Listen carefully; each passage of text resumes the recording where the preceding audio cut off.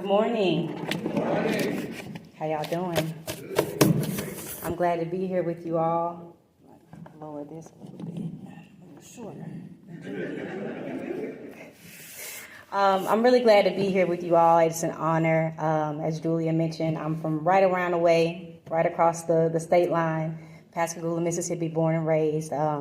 So it's truly a pleasure. I've been to USA quite a few times, but this is my first time really getting to experience the campus. So I'm honored that you folks are a part of that experience. And I hope that you take something from, what I hope to share with you. So as a nation, we are at a pivotal point in time.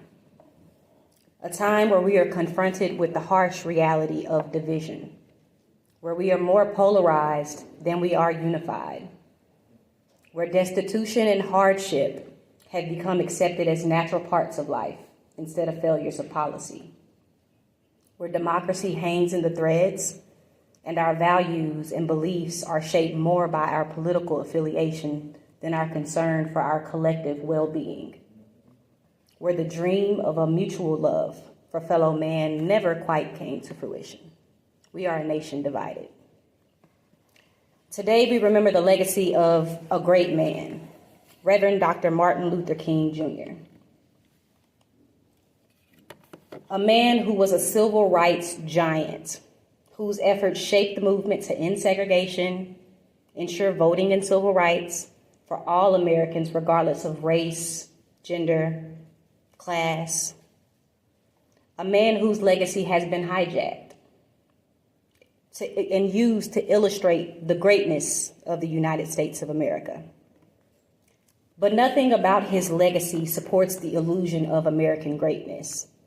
In fact, his legacy is that of being a critical voice and calling out the contradictions of American greatness. Today, as we celebrate the life and the legacy of a great man, we are going to examine more than just his dream by taking a deeper look at what he said about reality. Because it is what he said about reality that should shape our continued struggle for equality. Dr. King's most revered speech is his famous "I Have a Dream" speech at the March on Washington in 1963. When I reflect on the vision that he had for what America could be, and I take a moment to look around at where we are as a nation, I am met with extreme despondency and grief. You see, of that speech, we often remember Dr. King's dreams instead of reflecting on what he said about reality. Yes, he dreamt of a world in which one day, right down in Alabama, little black boys and little black girls could join hands with little white boys and little white girls as brothers and sisters. That was his dream. But he spoke of a reality of our interconnected struggles for freedom, that the struggles of white folks and black folks look different in this nation, but that they are inextricably bound. Our freedoms are bound to one another. We cannot walk alone. He dreamt of a world in which even a state with this cruel and oppressive of a history as Mississippi could be an oasis of freedom and justice. But he spoke of a reality where black people were the victims of unspeakable horrors of police brutality, where opportunity for housing mobility meant moving from one smaller ghetto to a larger one, where the right to vote was suppressed. Any of that sound familiar? You see, we often misinterpret his dream to mean that he wanted to create a world in which we were simply kinder to one another. And that is true. But more than that, Dr. King knew we needed to reckon with our nation's past and present, and that we needed an understanding of the interconnectedness of racial and economic justice. So in his honor, we won't spend this holiday reflecting on his dreams, because you see, even Dr. King himself critiqued that dream. He said that dream he had that day in Washington had at many points turned into a nightmare. He came to feel that that old optimism that drove him was superficial, that it needed to be tempered with a solid realism. Yes, he knew that we needed to continue to envision what America could look like, But first, we had to reckon with what it did look like. We had to look away from the struggle for decency. It was no longer about wanting to just be treated like a human being. We were beyond that. It was time to demand more. We needed to move towards the struggle for what he called genuine equality. King believed that to achieve genuine equality, we as a nation needed to do two things. We needed to fundamentally restructure our economic system by redistributing wealth, and we needed an understanding that racial equality cannot be achieved without doing number one. Racial equality cannot be achieved without fundamentally restructuring our economic system through a redistribution of wealth. I know that might sound like a complex concept, but I promise you don't need a sociology or economics degree to understand it. It's actually quite simple. His argument boiled down to the fact that Black and white people could never be equal without Black people having access to the same economic security as white people. Dr. King recognized that while, yes, we passed the voting rights bill and integrated schools and integrated lunch counters, the economic circumstances of Black folks in this country hadn't changed all that much. Even with all that progress, under the weight of capitalism, Black folks were still starving, joblessness still plagued our communities, and we were still being brutalized and harassed by the police. It was time to demand more. The time to demand more is still upon us. So long as a Black man cannot walk in his neighborhood without being questioned as to why he is there and where he is going, so long as Black women have to work 4 and 5 times as hard to be paid equally for the same job as everyone else, so long as our trans brothers and sisters and siblings cannot walk out of their homes without being brutalized for existing, so long as Black kids cannot walk into their neighborhood convenience stores or play in parks or sleep in their beds or play their music loud without being shot down. We must all demand more. Racism has wreaked havoc on this nation for far too long, and I'm not just talking about the overt, oh, I don't like you because you're Black racism. I am talking about racism that functions within the systems around us and is embedded in the laws and the regulations of our society. And talking about race within the context of access is really hard. It's tricky because non-Black people, you might hear this and think, well, I grew up poor, or we struggled to make ends meet too. And you'd be right. Hardship doesn't know race. But your hardships weren't because you were Black. We cannot continue to allow race to block people's access to quality homes, school, healthcare, jobs, wages. Dr. King realized that simply treating people better, letting us into a few more rooms than you used to, it wouldn't cut it anymore.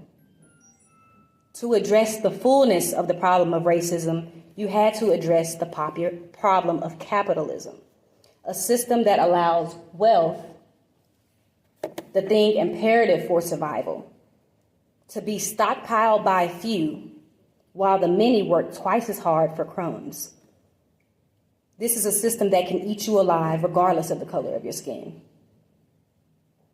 See, that's what he meant by our fights being interconnected.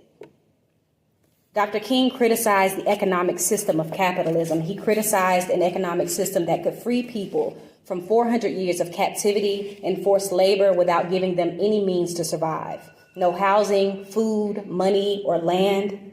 All the while, white Americans across the West were receiving millions of acres of land. They were being paid fair wages. Their bellies were full at night. They benefited from the economic system in place simply because they were white. Yet we're expected to believe that we could actualize the promise of equality. For centuries, Black people were not only enslaved, but were stripped of their humanity. They were made objects, tools of the economy, a means to an end. Freeing them and giving them certain rights would not do the work of rehumanizing them without the financial support necessary for them to not only survive, but to truly be happy, to be equal. The Declaration of Independence doesn't say life, liberty, and the pursuit of making ends meet. It says happiness. We cannot be happy in a nation where we are constantly struggling to stay afloat. The America we live in is not a manifestation of Dr. King's dreams, but of the harsh economic realities he spoke of. Did you know that nearly 70% of America's wealth is owned by 10% of the population? Nearly 70%. And it's not even like the remaining money is distributed fairly among the rest. In fact, the bottom half, the bottom 50% of people share 2% of this nation's wealth. Think about that. Half of the people that live in this nation, one of the richest nations in the world, share 2% of that nation's money. That is not by mistake. That is by design. And every single one of us has a responsibility to demand more towards the struggle for genuine equality. We are all bottom 50%, unless Jeff Bezos is sitting back there somewhere. Our country's history is rooted in the idea of equality, but we cannot realize the fullness of the scope of our Declaration of Independence, of our Constitution, of the Civil Rights Act, of the Voting Rights Act, as long as people living in the richest nation in the world need to work 50 and 60 hours a week in jobs and side hustles just to make ends meet. As long as people can be evicted from their homes during a global pandemic. As long as people are sick and unable to afford the care they need to stay alive. As long as students who want to receive an education to improve their life odds are crushed under the weight of debt. We all have a responsibility to make genuine equality more than a dream. Because without economic security for everyone, equality can never be our reality. Black or white, poor or economically secure, educated or uneducated, the work is all of ours to do. And Dr. King is a fine example that we have at our disposal to examine what that work looks like in practice. Dr. King and many others organized over 250,000 people to march on Washington for jobs and freedom. We often forget that part of the March on Washington, for jobs and freedom. He organized over 3,000 people to march across the bridge in Selma to ensure that everyone could exercise their constitutional right to vote. In the months before he died, Dr. King was helping to organize a Poor People's Campaign, where he planned to take 2,000 poor people, white, black, Hispanic, you name it, to cities across the nation to demand fair-paying jobs, unemployment insurance, fair minimum wage, and access to adequate education for poor adults and children. He wanted to bring poverty to America's front steps. Or as Professor Eddie Glaude puts it, Dr. King aimed to use radical acts of civil disobedience to jar the consciousness of this nation. He knew how impactful it was for people to tell their story. But you might look at yourselves and those around you and say, Ms. Marino, you can't possibly think we could organize 2,000 people to take off work, march across the nation to demand better wages and unemployment. And I don't. But even the greats like Dr. King shared an ability that everyday people like you and me share. And that is the ability to organize around our shared struggles and tell our stories. Dr. King organized on a grand scale, but an outstanding example for us to pull from in understanding the power that exists right in our own communities is Ms. Fannie Lou Hamer. If you don't know her, you should. Fannie Lou was a human rights activist by her own definition. Born October 1917 in Montgomery County, Mississippi to sharecroppers. She worked as a sharecropper picking cotton on plantations from the time she was 12 years old. This is years after the Emancipation Proclamation. She was working on a plantation where she was paid low wages, forced to work long hours, and even had to get permission to leave. I don't know about y'all, but that sounds like slavery to me. She and her family were evicted from their home and kicked off the plantation after Fannie Lou attended a meeting with the Student Nonviolent Coordinating Committee, better known as SNCC, and she attempted to register to vote. This is years after brutal, laborious work for this plantation. She, like the enslaved who had been freed, were thrown out into the world and expected to make magic out of nothing. She was then unhoused, dirt poor, and so she decided she would become a community organizer and would work to change the circumstances of not only her family, but any and every Black family in need that she crossed paths with. She didn't organize million-man marches, but she did organize people in her community. She and others even started their own political party, known as the Mississippi Freedom Democratic Party. Not an organization, a political party that over time gained over 80,000 members. Fannie Lou was different in that she saw and experienced the problems facing her communities and thought about practical ways the everyday person could contribute to our collective survival and liberation. She recognized, hey, people in my community have been cut off from resources and are starving. They don't have access to the food they need to survive, and so she organized them to start growing small crops. She told people plant tomatoes, plant okra, plant beans. She recognized, hey, people in my community don't have clothes. So she traveled the nation with SNCC and told people everywhere she went, the people in my community need clothes. And those clothes showed up by the boxes. She wasn't telling people what to do either. Fannie Lou was a doer. Her friends recall her sitting on the porch, jarring peaches and pear preserves and just giving them away to people, just because they needed it. She had the spirit of if they're not going to give us what we need, we're going to get it ourselves. So she founded the Freedom Farm Cooperatives, where she grew crops and raised pigs, where she'd allow a family in need to come in and pick up a pig for free, so long as when they raised that pig, if that pig had a litter, they returned a pig to the farm. She didn't have money, but any money she gained over the course of her organizing career, she used it to buy lots of land and let people build their homes on those lots so that they could have secure housing. She was teaching us early on about how powerful community is in the conversation of sustainability and survival. Her friend and comrade Charles McLaurin recalls her as exemplifying indigenous leadership. This is a person who exists among us and takes care of the people in their community. Indigenous leaders bring the dreams of the visionaries to reality. Fannie Lou Hamer was an indigenous leader and always ready and willing to put her money, her body, her life on the line for the equality of all people.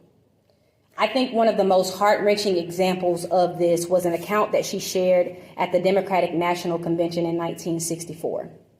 She was chosen to attend as a delegate for the Mississippi Freedom Democratic Party because they needed the National Democratic Party to put pressure on the state's Democratic Party, who was preventing people from being registered to vote. She argued that the Mississippi Freedom Democratic Party needed to be seated in place of the Mississippi Democratic Party because the old delegation was not there representing the needs of all. As she testified, she brought tears to the eyes of the members of the DNC Credentials Committee as they listened to her talk about the time she went to jail in Winona, Mississippi, all because she and other organizers attended a voting rights workshop. And this is usually where I paraphrase to try to give you the spirit of what was said, but I actually believe that in this example, it is important to appreciate the fullness of what she experienced. And I think that you need every detail to hear that. Fannie Lou said that while I was in jail, I was carried out of that cell into another cell with 2 Negro prisoners. The state highway patrolman ordered the first Negro to take the blackjack. The first Negro prisoner ordered me, by orders of the state highway patrolman, for me to lay down on the bunk on my face. As I laid on my face, the first Negro began to beat me. And I was beat by the first Negro until he was exhausted. I was holding my hands behind me at the time on my left side because I suffered from polio when I was 6 years old. After the first Negro beat me until he was exhausted, the state highway patrolman ordered the second Negro to take the blackjack. The second Negro began to beat, and I began to work my feet. And the state highway patrolman ordered the first Negro who had beat me to sit on my feet, to keep me from working my feet. I began to scream, and one white man got up and began to beat me in my head and tell me to hush. With tears in her eyes, she finishes, All this is on account of we want to register to vote to become first-class citizens. And if the Mississippi Freedom Democratic Party is not seated now, I question America. Is this America? Land of the free, home of the brave, where we have to sleep with our telephones off the hook, all because our lives are threatened daily because we want to live as decent human beings in America. Her testimony was so powerful that many in attendance were sure that the Mississippi Freedom Democratic Party would win this vote to unseat the state's Democratic Party, and they would have. But because of the people in power and because of how terrified they were of Fannie Lou's ability to organize the common man and move the common man to act, President Lyndon B. Johnson's administration blocked the vote. Why was her testimony so impactful, so scary? Sure, it was a beautiful speech, but more than that, it was her story. She showed America who America was at its worst. Fannie Lou did what so many other civil rights leaders, even Dr. King, couldn't do. She personalized the horrors of the Black experience by utilizing the power of truth-telling. She demonstrated the gruesomeness of the reality of Black folks in Jim Crow, Mississippi. She did it in a way that the average person could relate to. She was a sharecropper. And even the civil rights legends couldn't do what she did. They couldn't understand what it meant to be a sharecropper in Mississippi, to work your whole life being poor, to still have to exist under the remnants of the constructs of chattel slavery. Dr. King was a great man with a complex understanding of the problems facing Black people in America. But Dr. King was also born into a middle-class family, to college-educated parents. He knew of a world that Fannie Lou and so many others could only dream of. Fannie Lou lived within the pits of reality. She was a disabled, working-class Black woman who faced hunger, starvation, homelessness, and police brutality. She wasn't polished, but she was powerful. She treated people like she believed America should treat all of its people, with equality. She opened up her home. She worked with youth organizers. She didn't proclaim to know more than people or diminish their experiences. She knew everyone had something to contribute. And she reminds us of the power within every one of us, regardless of education, economic status, or fame. Whether you are a custodian or the president or a student, you have the power and you have value and you deserve to be treated with human rights. Even her enemies she spoke about with an element of kindness. She believed that if you hate me because I hate you, I am no better than you are. I don't hate a person because they hate me. I try to free that person too. As I said early on, we have a collective responsibility in the struggle for freedom. And like Fannie Lou, we must do our part. And if you think for a second that you are too insignificant to create any change, you are sadly mistaken. By show of hands, how many of you have heard about Mississippi changing their state flag? In 2015, myself and one of my very best friends, Dominique Garrett Scott, worked with a small group of students to resurrect the University of Mississippi NAACP chapter. We were coming off of the heels of the mass murder that had taken place at the Emmanuel African Methodist Episcopal Church in South Carolina. Like many of you, we were hurt and upset. We wanted to do something about it. We wanted to do something to make our community a safer place for Black people to exist. If you've ever been to Ole Miss, especially prior to 2015, you know that it was painted in Confederate iconography and Civil War memorials, symbols of division, symbols of oppression, symbols of hate. As Black students, we were expected to walk by them every day and feel safe on a campus that all around us was telling us we shouldn't be there. And so we organized. We created an organization and planned to remove every symbol of oppression from our campus grounds. We organized a town hall in which hundreds of Black students finally got the chance to express just how unsafe they felt. We organized a rally in which hundreds of students, Black and white, joined us in our cause to have those symbols of oppression removed from campus, our home. We swayed a student body election and authored a bill to have the flag for the state of Mississippi removed from campus ground, so long as it contained a Confederate emblem. For months, we received pushback from campus administration. We were belittled by the Mississippi governor.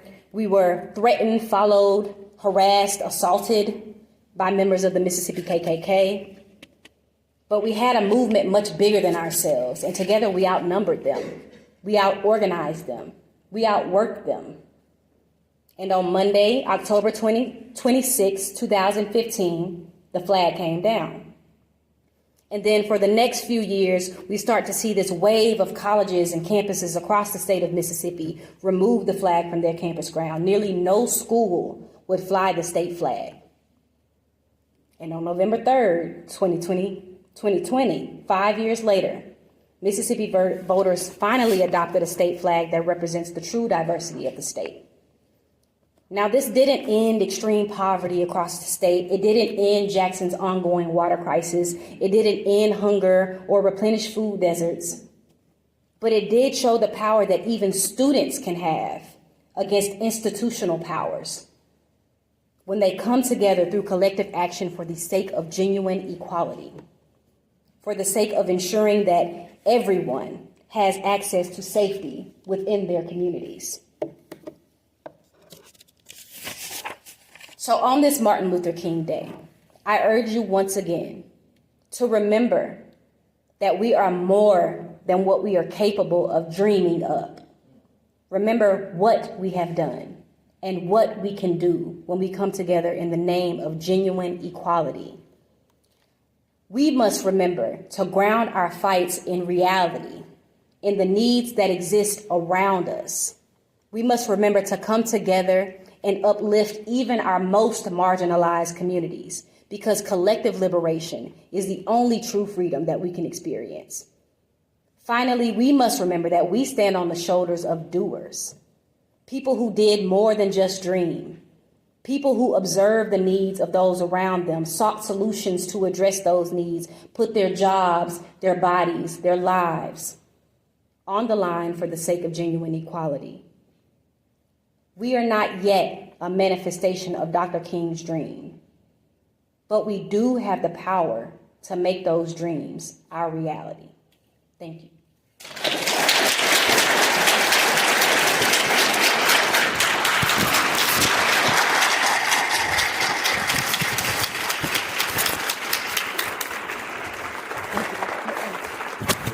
I appreciate it. Did you get it?